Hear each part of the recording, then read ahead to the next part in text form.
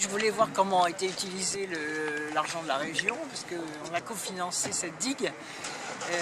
Donc quand les travaux avancent, mais ce que je découvre, c'est que la digue sur Charon n'est toujours pas commencée, donc ça c'est quand même un vrai problème, parce que c'était la commune la plus sinistrée. Ce que j'ai compris, c'est que c'était un peu plus complexe sur le plan technique, mais il faut vraiment que les digues commencent aussi à Charon, qu'elles s'accélèrent ici, bien évidemment. Et puis surtout qu'on ait une solution technique qui combine à la fois la digue et la zone d'épandage.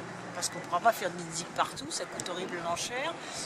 Et en même temps, la force de la houle fait que les digues ne suffisent pas, qu'il faut en plus, comme c'est le cas ici, parce que ici ça a été très intelligemment conçu, c'est qu'il y a à la fois la digue et il y a la conception derrière de la zone d'épandage qui permet à une houle particulièrement forte de s'étendre et à la fois d'être amortie sur la digue et en même temps de s'étendre.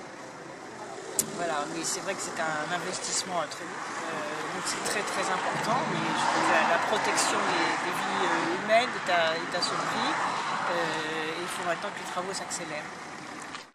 On a créé 5 emplois sur cette réserve naturelle de l'île de Ré, à la fois sur la protection de la biodiversité, des espèces végétales, la protection des oiseaux. Et donc ces 5 emplois permettent à la fois la protection, l'entretien, la gestion de l'espace et aussi l'éducation, puisqu'on a aussi aidé financièrement à la réalisation du petit musée éducatif. Donc ça permet là aussi d'apprendre aux enfants, et à toutes les générations d'ailleurs, la variété et la richesse des espèces de l'île de Ré. Et puis le sel, alors c'est quelque chose auquel je tiens beaucoup. Je vais plusieurs fois chez les sauniers de l'île de Ré, parce que c'est une très belle image de marque. Aujourd'hui il y a 22 emplois. Et ça continuera parce qu'on a investi à la fois sur les machines, on a investi, donc vous avez vu les panneaux photovoltaïques qui permettent de faire des économies d'énergie.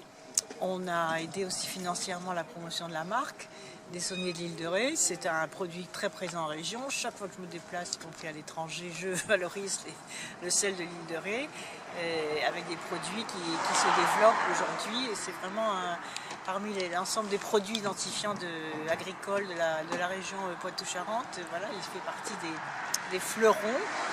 Avec ce beau jeu de mots de fleur de sel, la fleur de sel, c'est un des fleurons de la production avec une très belle image de marque.